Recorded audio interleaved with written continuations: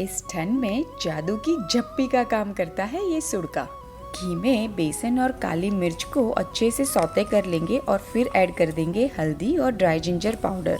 फिर ऐड कर देंगे कुछ बादाम एंड पिस्ता। जैसे ही बादाम और पिस्ता रोस्ट हो जाए ऐड कर देंगे दूध and Kesar. Kesar totally optional है।